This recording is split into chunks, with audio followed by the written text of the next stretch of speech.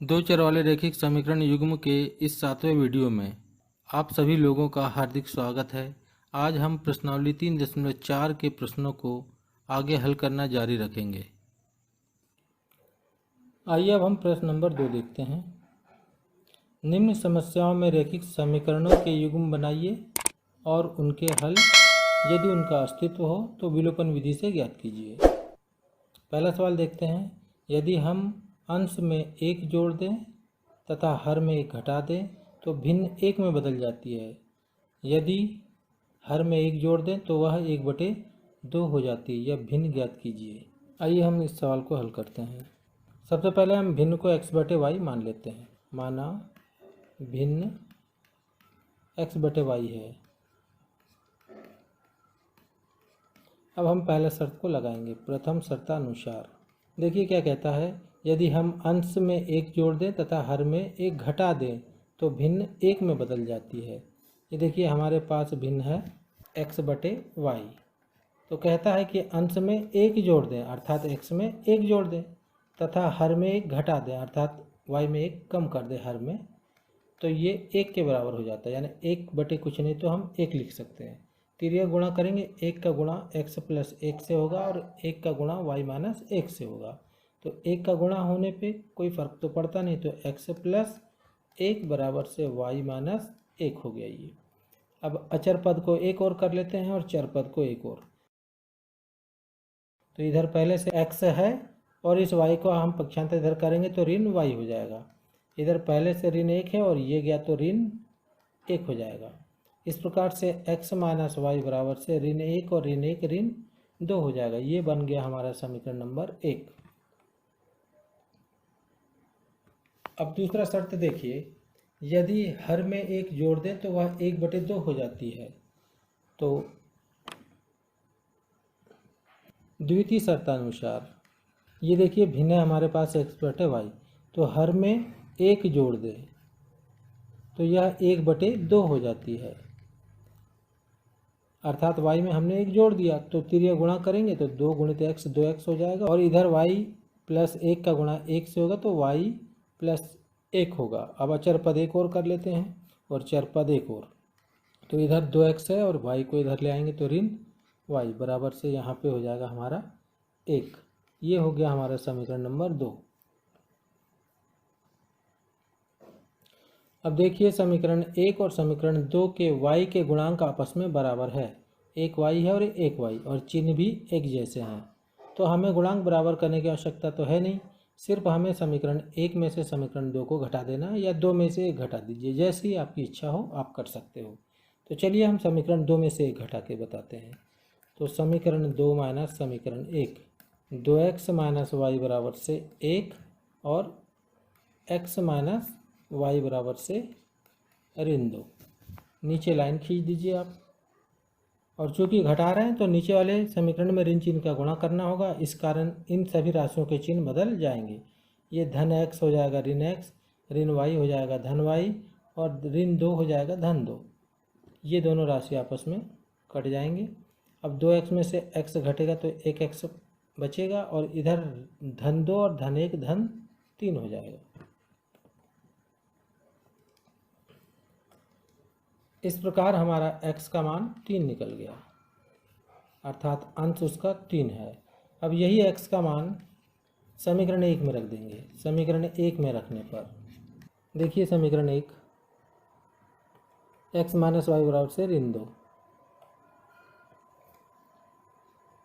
x यानी 3 - y बराबर से ऋण 2। अब इस y का पक्षांतर हम दाहिनी ओर करेंगे तो धन y हो जाएगा और इस ऋण 2 का पक्षांतर हम बाईं ओर करेंगे तो 3 + 2 और इस प्रकार से 5 हो जाएगा। तो y का मान हमारा निकल गया 5। तो अंत में हम उत्तर लिखेंगे। अतः भिन्न x/y अर्थात 3/5। ये आएगा आपका उत्तर। अब ये दूसरे का दूसरा प्रश्न देखिए। 5 वर्ष पूर्व नूरी की आयु सोनू की आयु की 3 गुनी थी। 10 वर्ष पश्चात नूरी की आयु सोनू की आयु की 2 गुनी हो जाएगी। नूरी और सोनू की आयु कितनी है? तो सबसे पहले हम नूरी की वर्तमान आयु को हम x वर्ष मानेंगे तथा सोनू की वर्तमान आयु को y वर्ष मानेंगे। माना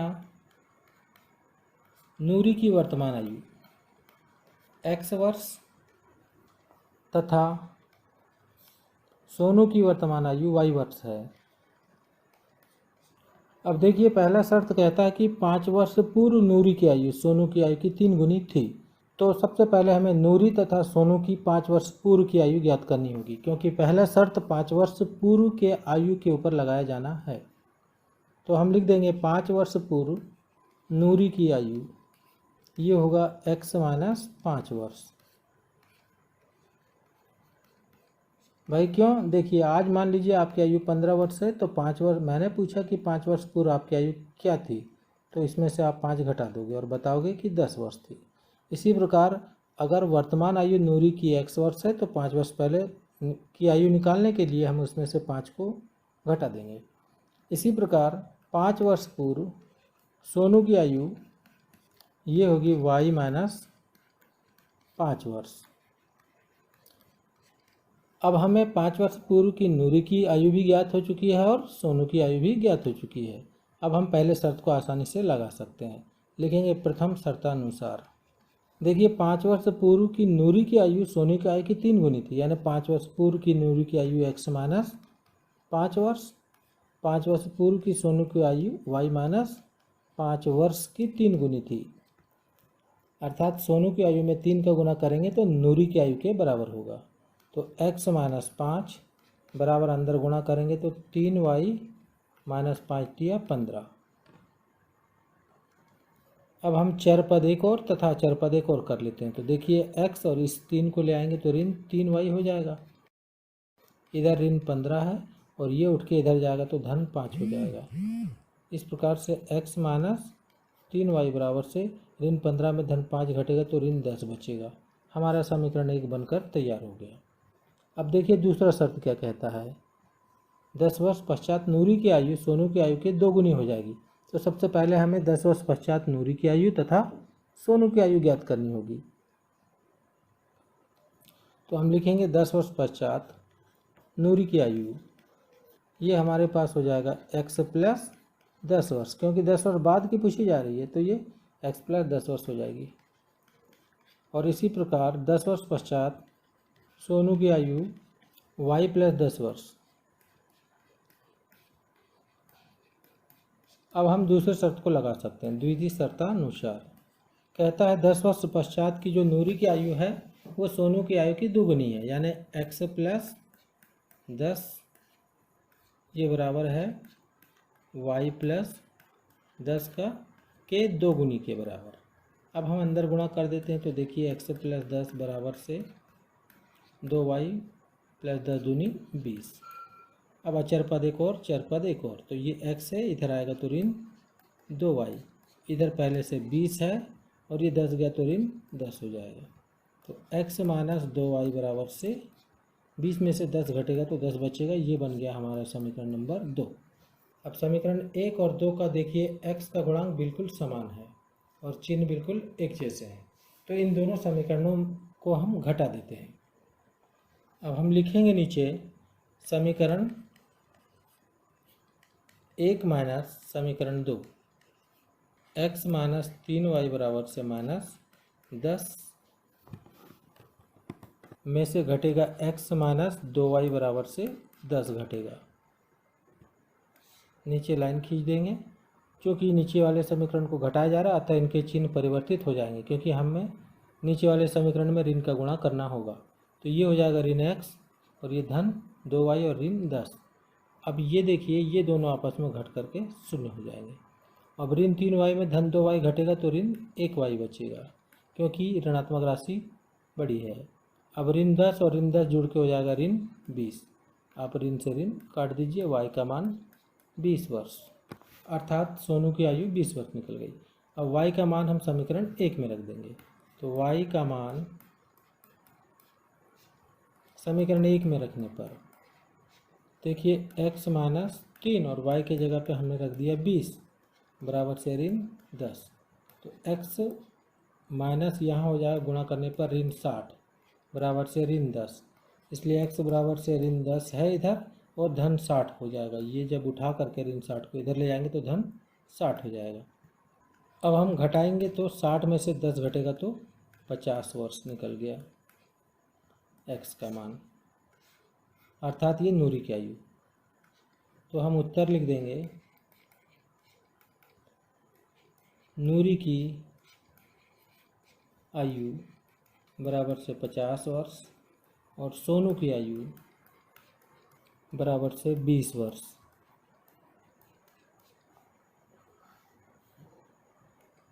आइए हम तीसरे प्रश्न को हल करते हैं। देखिए, दो अंकों की संख्या के अंकों का योग 9 है। संख्या के अंकों को उलटने से बनी संख्या का 2 गुना है, वह संख्या ज्ञात कीजिए। तो देखिए, हम इस प्रकार से मानते हैं, संख्या इस टाइप से है, यानी इकाई के स्थान पे y है और दहाई के स्थान पे x है। माना इकाई का अंक y तथा दहाई का अंक x है, अतः संख्या होगी 10x प्लस y होगी। अब ये कैसे होगी, ये बेसिक आपको थोड़ा समझना पड़ेगा। देखिए, अगर इकाई के स्थान पे 5 है तथा दहाई के स्थान पे 3 है तो इसे हम 35 कहते हैं, 35। परंतु यदि इकाई के स्थान पे y है और दहाई के स्थान पे x है तो इसे हम xy तो नहीं कह सकते, क्योंकि xy का तात्पर्य हुआ x इंटू वाई। तो इसका समाधान हमें कक्षा तीसरी के बेसिक से प्राप्त होता है। देखिए, आप लोग पढ़े होंगे विस्तारित रूप लिखिए, ये तीसरी कक्षा में पढ़े होंगे आप लोग। जैसे मान लीजिए हमें दिया 85 का विस्तारित रूप लिखिए, तो हम पढ़ते थे इकाई गुणित 1 धन दहाई गुणित 10, यानी दहाई पे अंक जो रहता है उस पर 10 का गुणा कर देते थे और इकाई के अंक पे 1 का गुणा करते थे। तो इस प्रकार 80 प्लस 5 हम तोड़ के लिखते थे। इसी प्रकार देखिए 385 दिया है, तो इसको हम इस प्रकार से लिखते थे, इकाई गुणित 1 धन दहाई गुणित 10 धन सैकड़ा गुणित 100। और इस प्रकार से हम लिखते थे 300 प्लस 80 प्लस 5 तोड़ करके। बस उसी बेसिक का उपयोग करते हुए हमें इस प्रश्न को हल करना है। अब उसी बेसिक का हम प्रयोग करते हुए ये एक्स वाई को कैसे लिखेंगे। ये एक्स वाई बराबर से हम लिखेंगे इकाई गुणित 1 धन दहाई गुणित 10। तो हम संख्या को हम तोड़ के लिखेंगे, हम 10x प्लस वाई लिख सकते हैं, क्योंकि 10 गुणित x 10x हो जाएगा और y एकम y। तो यदि हम इकाई का अंक y मानते हैं और दहाई का अंक x मानते हैं तो संख्या हमारी हो जाती है 10x प्लस वाई। और यदि हम अंकों का क्रम उलट दें, जैसे 35 का क्रम उलट दें तो ये बन जाएगा 53, यानी इसको हम तोड़ के लिखेंगे 50 प्लस 3। इसी प्रकार यदि हम एक्स वाई का क्रम उलट दें तो y को इधर कर दें और x को इधर कर दें, तो इकाई गुणित 1 धन दहाई गुणित 10, अर्थात हमें लिखना होगा 10y प्लस x। अब देखिए, मान लेते हैं इकाई का अंक y तथा दहाई का अंक x है, तो संख्या हमारी बनेगी 10x प्लस वाई। और अगर अंकों का क्रम उलट दें तो अंकों के क्रम उलटने पर प्राप्त संख्या ये होगी हमारे पास 10y प्लस x। अब हम शर्तों को लगाना प्रारंभ कर देते हैं। तो देखिए, प्रथम शर्तानुसार पहला शर्त कहता है 2 अंकों वाली संख्या ऐसी है कि उनके अंकों का योगफल 9 है। सिर्फ अंक की बात करते हैं, जैसे 35 में अंक 3 और 5 इन दोनों का योग होता है 8। उसी प्रकार सिर्फ अंक की बात करें तो x और y है। तो पहला शर्त के अनुसार दोनों अंक x और y का योगफल है 9। ये हमारा हो गया समीकरण नंबर 1। अब हम दूसरे शर्त को लगाते हैं। दूसरा शर्त कहता है कि इस संख्या का 9 गुना, यानी संख्या जो है ये वाला, इसका 9 गुना और अंकों के क्रम उलटने पर प्राप्त संख्या यानी 10y प्लस x का 2 गुने के बराबर है। तो अब हम लिख देंगे द्वितीय शर्तानुसार संख्या का 9 गुना अर्थात 10x प्लस y का 9 गुना अंकों के क्रम उलटने पर प्राप्त संख्या यानी 10y प्लस x के 2 गुने के बराबर है। अब हम इसे हल करके दूसरा समीकरण बना लेते हैं। देखिए 9 का गुणा होगा तो 9 दहम 90x प्लस 9y, इधर 2 का गुणा होगा 10 दूनी 20y प्लस 2x। अब सभी चर राशि को एक और कर लेते हैं। 90x और ये आएगा तो माइनस 2x हो जाएगा। पहले से इधर 9y है और ये 20y जाएगा तो ऋण 20y बराबर इधर बचेगा 0। 90 में से 2 घटेगा तो 88x और ऋण 20y में प्लस 9y घटेगा तो ऋण 11y बचेगा बराबर से 0। इन दोनों राशियों में 11 को हम कॉमन ले लेते हैं तो 11 × 88 यानी 8x बचेगा और यहाँ पे y बराबर से 0। अब इस 11 को हम बटे में कर देते हैं तो 8x माइनस y बराबर से 0 बटे 11। 0 में किसी भी राशि का भाग जाए तो 0 प्राप्त होगा तो 8x माइनस y बराबर से 0। ये बन गया हमारा समीकरण नंबर 2। अब आप देखिए समीकरण 1 और समीकरण 2 के y के गुणांक दोनों आपस में बराबर है किंतु उनके चिन्ह विपरीत है। इस कारण इन दोनों समीकरणों को हम जोड़ देते हैं तो हम लिख देंगे समीकरण 1 प्लस समीकरण 2, x प्लस y बराबर से 9 ये हो गया और दूसरा है 8x माइनस y बराबर से 0। अब इन दोनों को हम जोड़ देते हैं, बराबर के नीचे बराबर, इधर जुड़ के 9 ही होगा, ये दोनों आपस में घट के 0 हो जाएंगे। 8 और 1 9x, इसलिए x बराबर हो जाएगा 9 बटे 9। ये कट जाएगा आपस में एक बार तो x का मान हमारा निकल जाएगा 1। इस x का मान समीकरण 1 में रख देते हैं तो x का मान समीकरण 1 में रखने पर तो देखिए x के स्थान पे 1 रख देंगे प्लस y बराबर से 9, इसलिए y बराबर से 9 माइनस 1 तो y का मान 8 निकल जाएगा। अब हम संख्या निकाल लेते हैं। अतः संख्या बराबर से 10x प्लस y, 10x के स्थान पे हम रख देंगे 1 प्लस y के स्थान पे 8, 10 एकम 10 प्लस 8, 10 और 8 18, ये आएगा आपका उत्तर। ये चौथा प्रश्न काफ़ी महत्वपूर्ण प्रश्न है, अच्छे से देखें। मीना 2000 रुपये निकालने के लिए बैंक गई। उसने खजांची से 50 रुपये तथा 100 रुपये के नोट देने के लिए कहा। मीना ने कुल 25 नोट प्राप्त किए। ज्ञात कीजिए कि उसने 50 रुपये और 100 रुपये के कितने नोट प्राप्त किए। तो देखिए हल, माना मीना ने 50 रुपये के x नोट तथा 100 रुपये के y नोट प्राप्त किए। अब हम पहला शर्त लगाएंगे प्रथम शर्तानुसार। देखिए मीना ने कुल 25 नोट प्राप्त किए, यानी कि 50 रुपये के नोट और 100 रुपये के नोटों की कुल संख्या है 25, अर्थात x नोट और y नोट को जोड़े तो हमें 25 प्राप्त होना चाहिए। तो x प्लस y बराबर से 25 नोट, क्योंकि 50 रुपये के x नोट है और 100 रुपये के y नोट है, इन दोनों का योग 25 होना चाहिए। तो ये हमने लिख दिया x प्लस y बराबर से 25। हमारा समीकरण 1 बनकर तैयार हो गया। अब देखिए द्वितीय शर्तानुसार, इसमें कहा जाता है कि समझने से पहले एक छोटा सा बेसिक समझिए। मान लीजिए 50 रुपये के 2 नोट है तो इसका कुल वैल्यू होगा 100 रुपये। मान लीजिए 50 रुपये के 10 नोट है तो इनका कुल वैल्यू होगा 500 रुपये। इसी प्रकार 50 रुपये के कुल x नोट है तो कुल वैल्यू होगा 50x रुपये। तो 50 रुपये के जितने नोट है उसका कुल वैल्यू होगा 50x रुपये और 100 रुपये के जितने नोट है उनका कुल वैल्यू होगा 100y रुपये। इन दोनों वैल्यू को अगर हम जोड़ते हैं तो हमें टोटल प्राप्त होता है 2000 रुपये। अब देखिए इन दोनों में से हम 50 को हम कॉमन उठा लेते हैं तो यहाँ बचेगा x प्लस 2y बराबर से 2000, इसलिए x प्लस 2y बराबर से 2000 बटे 50 कर देंगे हम।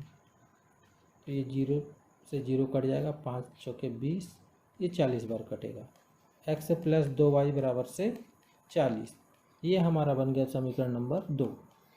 अब समीकरण 1 और 2 का देखिए, x का गुणांक आपस में बिल्कुल बराबर है और इनके चिन्ह भी एक जैसे हैं, तो इन दोनों समीकरणों को हम घटा देते हैं। तो लिख देंगे समीकरण 2 माइनस समीकरण 1। आप समीकरण 1 में से समीकरण 2 को भी घटा सकते हो। तो देखिए x प्लस 2y बराबर से 40 और x प्लस y बराबर से 25। अब हम घटाएंगे तो नीचे वाली राशियों के चिन्ह बदल जाएंगे, ये ऋण हो जाएगा, ये भी ऋण और ये भी ऋण, तो ये दोनों आपस में घट करके शून्य हो जाएंगे। यहाँ पे 2y में से y घटेगा तो 1y बचेगा, 40 में से 25 घट जाएगा तो 15 बचेगा, अर्थात y का मान 15 निकल गया। यानी मीना को 100 रुपये के 15 नोट प्राप्त होंगे। अब इस y का मान समीकरण 1 में रख देंगे। तो y का मान समीकरण 1 में रखने पर तो देखिए x प्लस वाई के स्थान पर हमने रखा 15 बराबर से 25। अब हम इस 15 का पक्षांतर दाहिनी ओर कर लेते हैं तो x बराबर से 25 माइनस 15 अर्थात x बराबर से 10।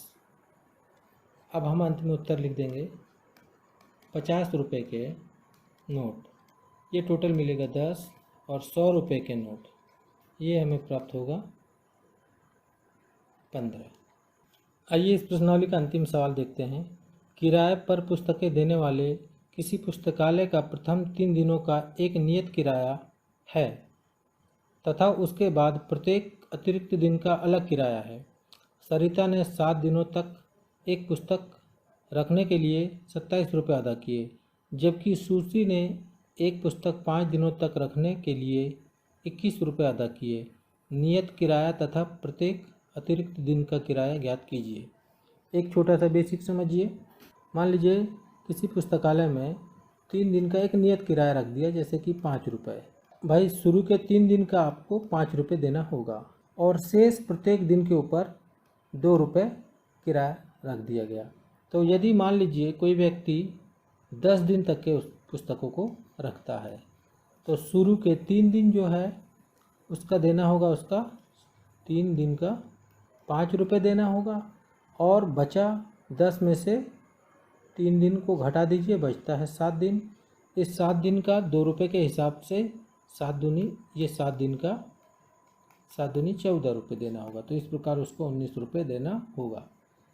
इसी प्रकार मान लीजिए कोई व्यक्ति 20 दिन रखता है अपने पास, तो उसे देखिए कितना देना होगा। 3 दिन का तो उसे 5 रुपये देना ही देना है। अब बचा 20 में से 3 दिन घटा दीजिए तो आपके पास बचता है 17 दिन। अब एक दिन का 2 रुपये के हिसाब से 17 दूनी 34 रुपये, तो उसे कुल देना पड़ेगा 39 रुपये देना होगा।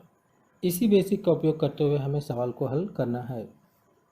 तो हल देखिए, माना प्रथम 3 दिनों का नियत किराया x रुपये तथा उसके बाद के प्रत्येक अतिरिक्त दिन का किराया y रुपये है। अब प्रथम शर्त लगाएंगे। प्रथम शर्तानुसार देखिए, सरिता 7 दिनों तक पुस्तक रखने के लिए 27 रुपये अदा करती है, तो देखिए 7 दिन में 3 दिन के लिए उसे x रुपये चुकाना होगा, यानी x, और बचता है 4 दिन। अब ये एक दिन का अतिरिक्त किराया y रुपये है, इसलिए 2 दिन का 2y होगा, इसी प्रकार 4 दिन का होगा 4y रुपये। तो यहाँ पे होगा 4y। शुरू के 3 दिन का x रुपये लगेगा और बचा 7 दिन में, अब 3 दिन घटा देंगे, बचेगा 4 दिन का, तो प्रत्येक दिन का किराया y के हिसाब से 4 दिनों का किराया 4y होगा। अगर इन दोनों को जोड़ते हैं तो हमें प्राप्त होता है 27 रुपये। ये होगा समीकरण नंबर 1। अब दूसरा शर्त लगाएंगे, द्वितीय शर्तानुसार। देखिए सुश्री जो है 5 दिनों तक पुस्तक अपने पास रखती है और 21 रुपये अदा करती है, तो ये 5 दिन में जो 3 दिन जो है उसका x रुपये अदा करेगी और बचा शेष हमारे पास 2 दिन, तो 2 दिन का y के हिसाब से 2y होगा, तो ये 2y, इन दोनों रुपये को जोड़ा जाए तो 21 रुपये आना चाहिए। तो ये होगा हमारा समीकरण नंबर 2। अब यहाँ देखते हैं समीकरण 1 और समीकरण 2, इन दोनों का x का गुणांक समान है और इनके चिन्ह भी एक जैसे हैं। तो समीकरण 1 में हम समीकरण 2 को घटा देते हैं, लिख देंगे समीकरण 1 माइनस समीकरण 2। तो देखिए x प्लस 4y बराबर से 27 में से घटेगा x प्लस 2y बराबर से 21। चूँकि घटा रहे हैं तो नीचे वाले समीकरण में ऋण चिन्ह का गुणा करना होगा, तो इनके चिन्ह बदल जाएंगे। तो ये ऋण हो जाएगा, ये भी ऋण और ये भी ऋण, ये दोनों आपस में घट करके शून्य हो जाएंगे। यहाँ पे 4y में से 2y घटेगा तो बचेगा 2y, और यहाँ पे 27 में से 21 घटेगा तो 6 बचेगा। अब y बराबर से 6/2, तो y का मान निकल जाएगा 3 रुपये, अर्थात प्रत्येक दिन का किराया है 3 रुपये। अब इस y का मान हम समीकरण 1 में रखेंगे, तो y का मान समीकरण 1 में रखने पर x प्लस 4y, 4 गुणित y की जगह 3 रख देते हैं, बराबर से 27। तो x प्लस 4 तिया 12 बराबर से 27। तो x बराबर से 27 माइनस 12, तो x बराबर से 15 रुपये। हम उत्तर लिख देंगे 3 दिनों का नियत किराया बराबर से 15 रुपये, और शेष प्रतिदिन का किराया बराबर से 3 रुपये। यहाँ पे प्रश्नावली समाप्त हो जाता है। यदि आप लोगों को वीडियो पसंद आया हो तो इस वीडियो को अवश्य लाइक करें तथा चैनल को सब्सक्राइब करें, ताकि अपलोड होने वाली वीडियो की जानकारी आप लोगों को समय पे मिल सके। धन्यवाद।